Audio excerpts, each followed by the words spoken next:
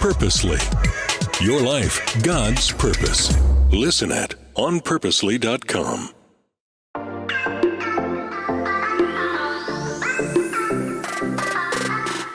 Hello, everyone, and welcome to the Gospel Tech Podcast. My name is Nathan Sutherland, and this podcast is dedicated to helping families love God and use tech. Today, we're doing a little something different. We're kicking off, I think it's going to be like a little side project passion situation. We're joined today by Nathan Betts. Welcome, Nathan. Yes, thank you. Good to be here. And we are going to be starting this conversation on what does it look like to redeem the conversation around culture, God, and technology. We don't have a fancy title at this point. We're brainstorming, workshopping. But I guess to get us started, I want to have Nathan introduce himself. So would you tell us a little bit about yourself, why you're here on a podcast where we're talking about something like redeeming this conversation, and I guess what should listeners know about you? Yeah, I think so much of how this came to be is conversations, friendship, and actually realizing that not everything, but a lot of what we do is driven by Jesus. You and me, we do? Yeah, you and I. I think you, especially... you and I, thank you for the grammar there. From what you do when it comes to tech, it is a wonderful thing. I think for me, as I sort of come back a bit and look at, okay, how, what do I do? I think probably for approximately 15 years now, I've traveled around North America and the globe presenting the message of Jesus Christ. That, I put in the words of like beauty, attractiveness of Jesus to different facets of culture.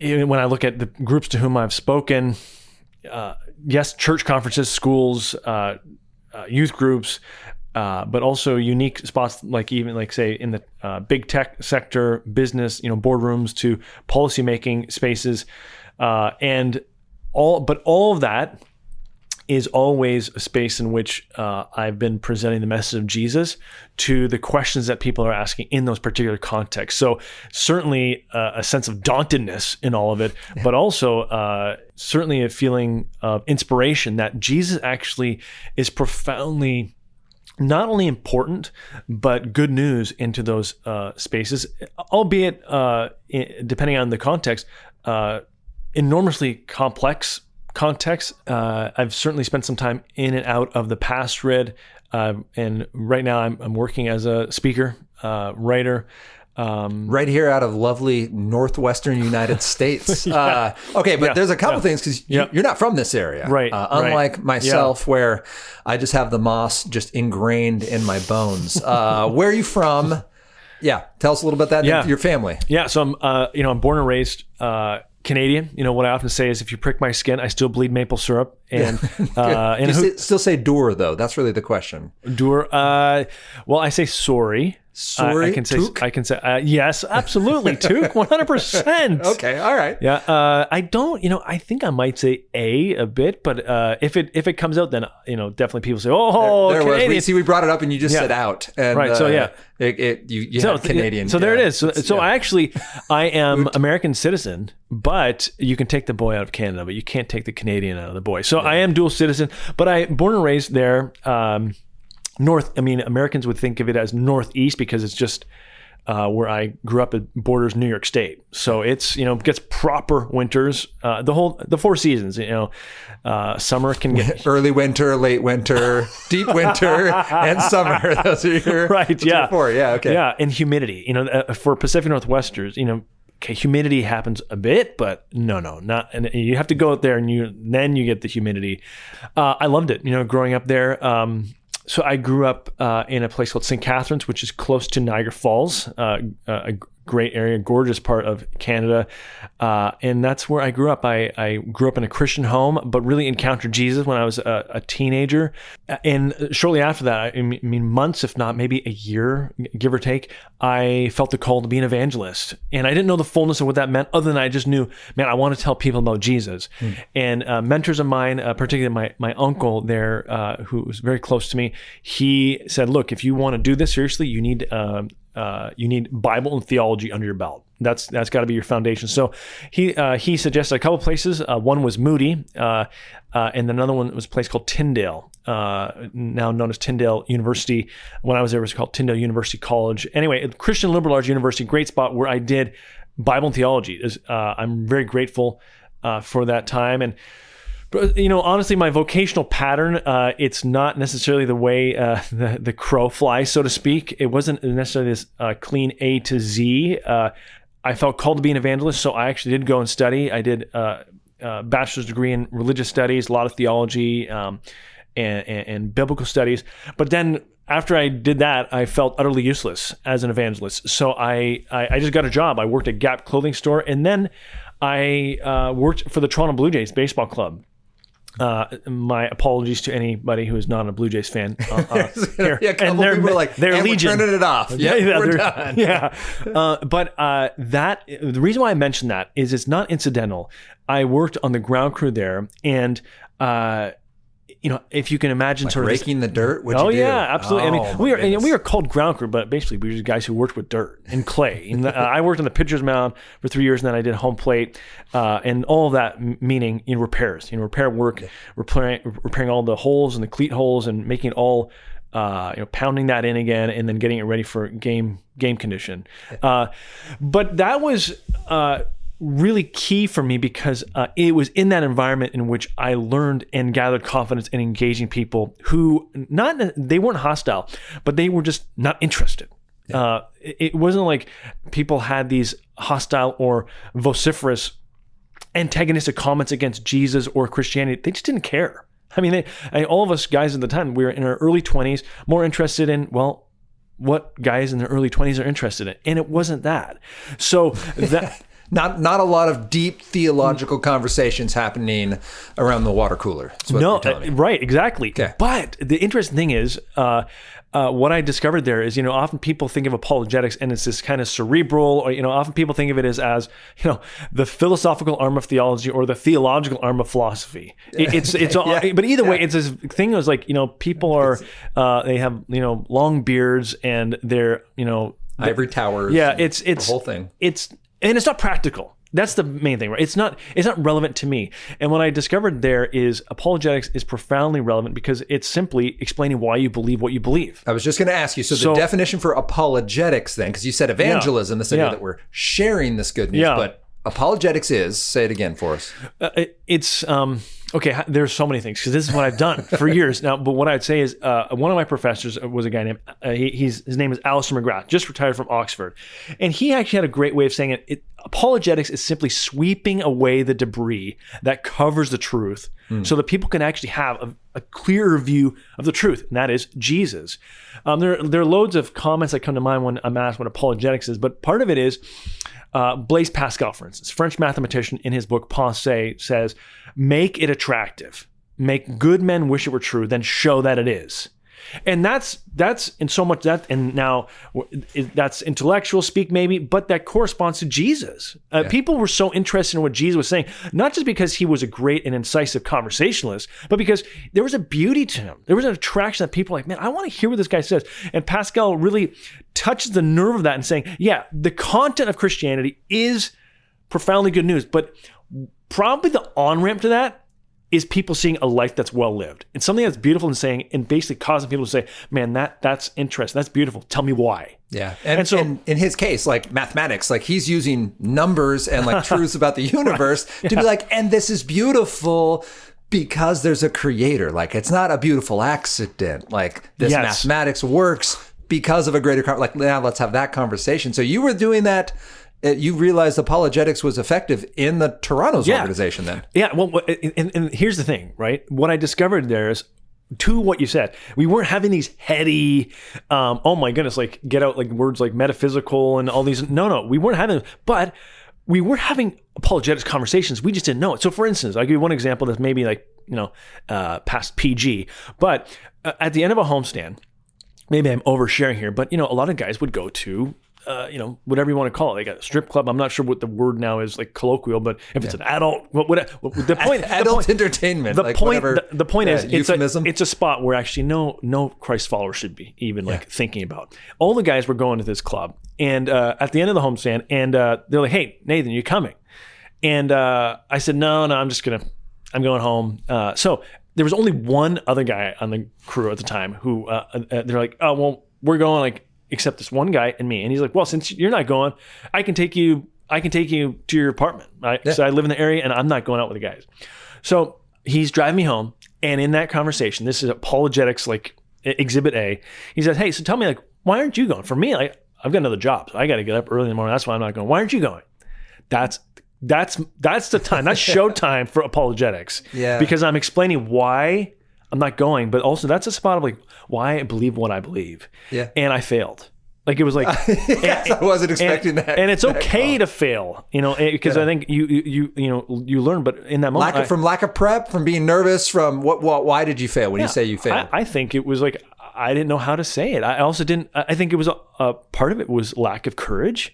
There was pressure to be cool, and if I just say, well, because I love Jesus, and I thought, oh, this is going to come across as like some kind of Victorian guy who's like completely like in the wrong space.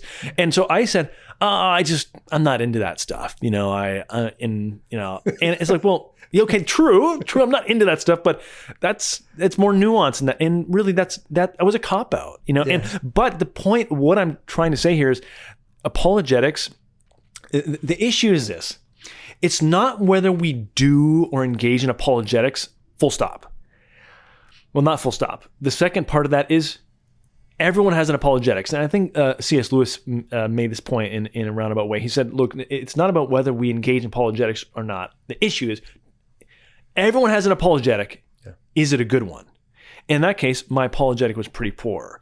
But that all of a sudden now I think in that moment, I remember it inspired me and challenged me, because I remember leaving that conversation and going into my apartment at the time thinking, man, that was an opportunity. And so for some of us, we might not have those opportunities on a daily basis, but if we are following Christ, there will definitely be opportunities. The question is not will we engage in apologetics? No, the issue is we all have an apologetic, but is it a good one? Yeah, we're all attempting to sift the dust away from truth in our lives. And this is everyone, like atheists are trying to sift the dust away from, unless they're really like the hardened, the Christopher Hitchens was no longer trying to sift dust away from truth. In fact, when a debate I watched of his, he's like, no, like if I met God, I would spit on him. Like if he knew this was God, creator of the universe, he wasn't an atheist, he was an anti-theist. And that is a different category. But the rest of us are looking for, like, I want something true. I want something meaningful. I want purpose. Yeah. Hence our conversation. So you go from Toronto though, before I let us like dive into the culture side. Yeah. Yeah. And at some point get to professional speaking and meet your wife and end up abandoned out here in southern Alaska. So talk to me about, and you can go as much or as little into that as you'd like, but I would love to hear like the lesson that, and the audience who knows, we're 200 plus episodes into hearing Nathan's life. So other Nathan now gets to share. Yeah. So I was encouraged to apply something called, so at that point, I'm in my third year working for the ground crew, like Major League Baseball club ground crew, and I had started youth pastoring at a church in the Niagara area there, loving both, hybrid, full-time, and very different spaces in a very churchy environment, and then the ground crew, which is, alpha male, locker room, you're basically working for an entertainment group. Is that the ground crew's also like an alpha male environment? Do you overlap with the athletes? I'm just not picturing it. Was because we were we have a locker room, and that just picture 14 college guys lifting stuff, running around, doing that, working outside, chest bumping and grunting and throwing things. Yeah, a bit of that. Now, of course, there was I should say that there was a professionalism. We did work in the public as well. So, but we 20 something, in our 20 somethings at the time, and anyway, so at that time I was encouraged to apply for a program that it was called the Oxford Center for Christian Apologetics, and it was run via Wycliffe Hall in Oxford at the time, and it was a 1-year study of Christian apologetics, intensive certificate program, and I applied to it not thinking that I'd be offered a place, then I was. And so I actually left something in Toronto, but Niagara, those two jobs that I loved. I loved, working with students, investing in people's lives. And left, and I studied apologetics for 1 year there in Oxford, England. And I stayed on. I got to know a person there, a guy named Michael Ramsden, who was the European director for Ravi Zacharias International Ministries.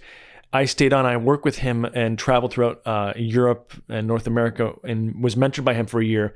But that second year when I stayed on to work for him and learn from him, I met my wife, Brittany. Brittany was studying apologetics that second year, and we met each other. And actually, just quick footnote, we actually met in C.S. Lewis's house. Oh, what? So, okay, I didn't know So that. yeah, that second year, it's a student house that's run by the C.S. Lewis Foundation out of Redding, California. It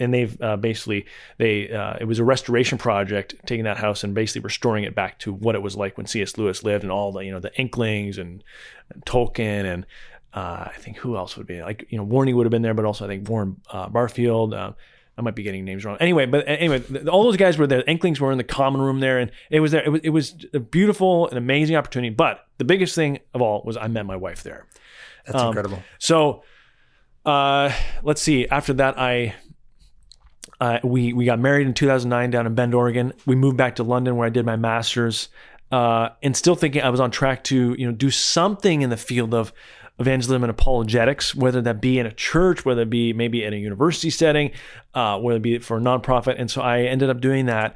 I worked for just over 10 years in our Canadian office out of Toronto, 4 years, and then 6 years out here in the Pacific Northwest, part of our U.S. team, working as an itinerant speaker, apologist, writer with Ravi Zacharias International Ministries, sort of doing that stuff, globally, and just loving it. And that wrapped up in 2021.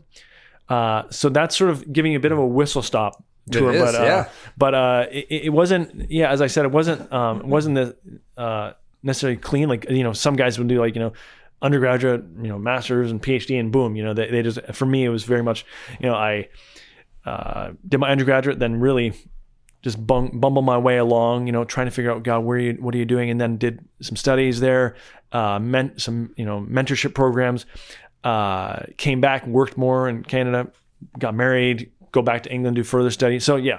No, and don't worry, because you're in good company. I mean, not a lot of people start pre-med, go to law school, and end up a middle school teacher who starts a nonprofit. So that's the arc you're competing with over here. But I love that you were willing to share all that, because that is really what we're trying to get at in these conversations about redeeming a conversation around culture, God, and tech. It's not we're here to deliver every right answer. So you and I aren't two Nathans who now are going to fix the planet. Instead, we're two Nathans who love Jesus and have seen God work in each of these quirky little spots. And we haven't even talked about our crazy little humans yet, but we'll save that maybe for another day. Yeah. But that's the experience. Just that Toronto example was so solid of that was a spot where all right, and I belly flopped bad. How do I get better? Yes, you have the playground comebacks. You're like, oh, this is what I would have said. Yeah. But more than trying to get that zinger in your head as you fantasize.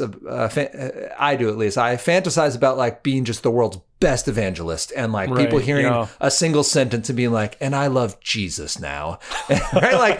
Sure, in a perfect world that would happen. It doesn't. So how do we do it well? How do we do it with our kids when it's just if you ever want an environment where it doesn't go great, it's with kids. So let's transition to the first part of the first conversation then, as we go, all right, we know who you are. And if you guys haven't listened, go back to a previous one or one where Anna's on it and have her tell you about me. But let's then talk a little about what does it look like? I guess, what do we need as kind of our base layer foundation when we talk about let's redeem the conversation around culture. Can you unpack that a little bit for us about what do we mean with culture? How does one redeem or restore such a thing? And as parents, who are specifically looking to talk to here, adults and specifically adults with kiddos, how can we begin that for when we haven't been trained at Oxford, when we haven't had 10 to 15 years of apologetics work? I think for all of us, no matter where we are, I mean, it's a matter of accessibility. Okay, I could say that of you. There's certain things that you've done. I would just think, oh, man, I can't do that. But how can you make it possible so I can reach out? I think for all of us, no matter what space we find in our, no matter where we are vocationally, okay, whether you're listening now and you're a full-time mom, or you're an engineer, a doctor, or working behind the desk, or a cashier, the question still is, how do we remain faithful to Jesus? What does faithfulness to Jesus look like? Because it's going to look, the fine print is going to look different, but the bottom line still is, okay, Jesus, how can I be faithful to you in all this?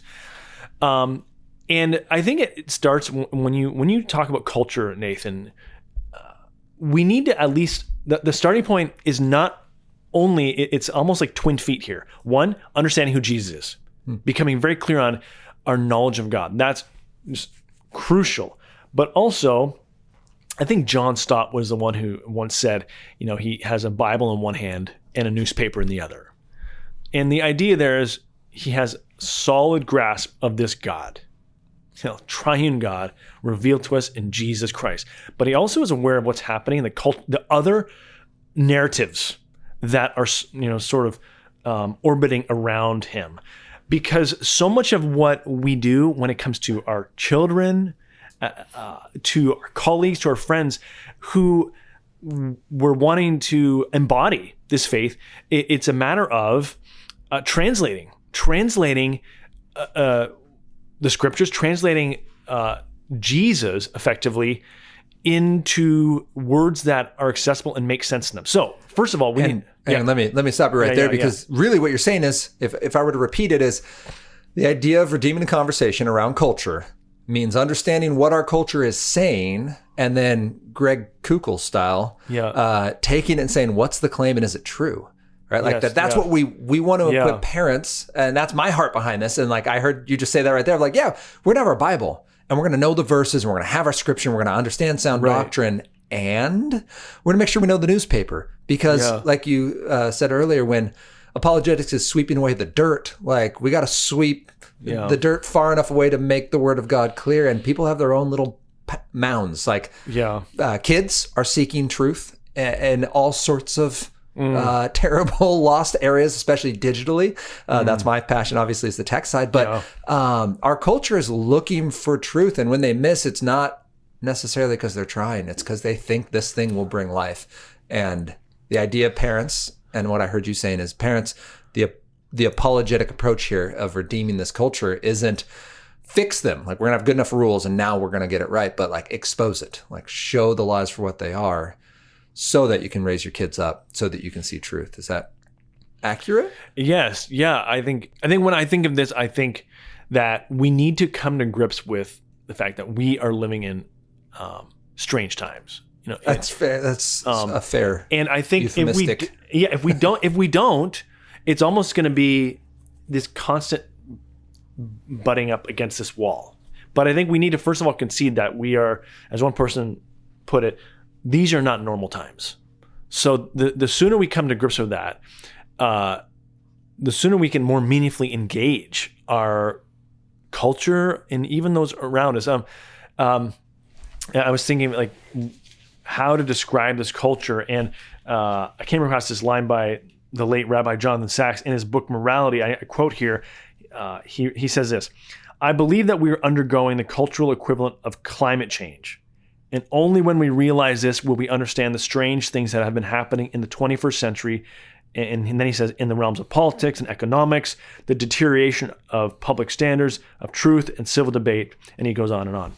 Go ahead. Oh, and what does it mean? I mean, that's... I was going to say, so much of what that means is, if nothing else, what he's saying there is, even if for some of us, we might, poo-poo the whole thing of global warming. The idea there is, this didn't just happen overnight. When we have all these cultural conversations and in which people are asking questions about things that we would not too long ago have said are unquestionable. Yeah. Like, why are we even discussing this? This is not a question mark. Are we not clear on this? And apparently at the public discourse level, we're not. Yeah. Well, what Jonathan Sacks is saying there is, look, this didn't happen overnight.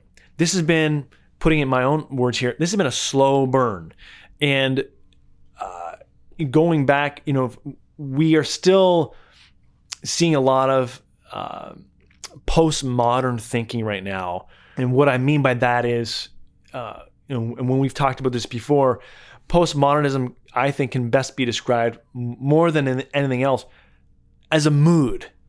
If people or try to pin down, okay, what is postmodernism? Okay, we can put it to philosophers like different existentialist philosophers who were really proponents of this, like Jean-Paul Sartre, Jacques Derrida, others, but that in a way, that's, don't want to go in the weeds, which I sort of already did. But the idea there is postmodernism. The weeds were there. Yeah. The idea is this moment just didn't happen like, oh my goodness, 2020 or COVID or, like some public policy making that happened in 2020. And now we're having this conversation. No. This has been decades, if not longer, in the works. So it's helpful to understand, I think, how we got here. Also interfacing that with Jesus, because it's not like it caught Jesus or Godhead off guard. Like, oh my goodness, what do we do about this? No, it's not like, but for us to be strategic and constructive and incisive in how we embody Jesus, how we represent him, I think it's on us to also understand something of our culture and how we got here. So then as parents, and I think we should probably wrap up this portion of the conversation right here, because we have a firm introduction to the culture side, I feel right there. Yeah. But to put a bow on it, then you're saying the premise behind this conversation that parents can really latch onto is the fact that we live in a culture that is, in your words, postmodern, which is a mood. Yes. And I mean, I would love to nod along with that, but I think if I were to interpret that, would you be comfortable saying that postmodernism is a vibe then? Is that, can I put a Nathan Betts seal of approval on that statement? Maybe we can do that. I don't think that's actually a stretch, because so much of it is feeling. That's why when we hear different ethical decisions, the words that are used are feeling. Yeah. And here's the thing. The scriptures and Jesus are not, Jesus does never, he never poo-poos or puts a strike. He never puts a strike through emotions. Right. But what we do gather from scriptures is this: emotions and feelings are not always trustworthy. Yeah. So they are an integral part of the human experience, but they're also flawed. Yeah. So we have to be mindful of them in accompaniment, in conjunction with everything else. Yeah. So this was this week with my children, where someone was having very big feelings about something, and I was like, all on my the heart above all else is not to be trusted, child. And my wife lovingly stepped in and I was like, but doesn't mean it's not real. And we have to, we do see Jesus validate. I understand this is how this feels, and there's truth beyond that. And I think when we talk about culture, if we could just get that, listeners, as we're talking about this conversation, how do we redeem a conversation around culture? We recognize that what the culture feels is real to them. What our children feel is real to them. That doesn't make them right. It means that it's real, meaning this is what they're experiencing, this is what they're going through, this is what they believe they need to react to in accordance, which means the dust you have to brush off don't feel that way, but instead of, hey, here's why that real feeling is being caused by something that's unhealthy or another misunderstanding you've got, or needs to be exposed to the light and love of Christ, because whatever's drumming up that mud, that confusion, that dust, whatever the metaphor continuation would be for the unearthing of gospel truth, it's muddying the waters, it's confusing their minds and hearts, and it is causing them to act incorrectly. And the best, most loving thing we can do is expose them to the truth and love of Christ in action and in scripture. So that's kind of my hope in this cultural conversation side is, hey, let's talk about it. So here's what we're going to do. We're going to end this episode. We're going to jump in next time. And are you cool if we jump right in on the postmodern to modern to, as parents, we won't get too theoretical. We'll go, all right, what does it mean for TikTok? What does that mean for what God has become in our culture, and why this is a slow burn, and what my kid should expect on the playground or at the grocery store or when they watch their show who has a questionable, premise. Does that work? Yeah, let's do it. Okay. All right. Listeners, if you enjoyed this, let us know. Right now, we don't have a email for this show because we don't have a title for the show. So right now, it's just Nathan@gospeltech.net or Nathan at, what's your email? You just go to nathanbetts.com. Nathan@betts.com? Well, you can get me. There's contact information there. Nathan Betts. Just nathanbetts.com is my website. 2 T's. Yes. 2 T's. Yeah. Awesome. Then let us know if you've got questions, if you have areas you'd like us to run with this, that'd be awesome. And then share it with friends if this is beneficial. And please join us next time as we continue this conversation about how we can redeem the conversation around culture, God, and tech.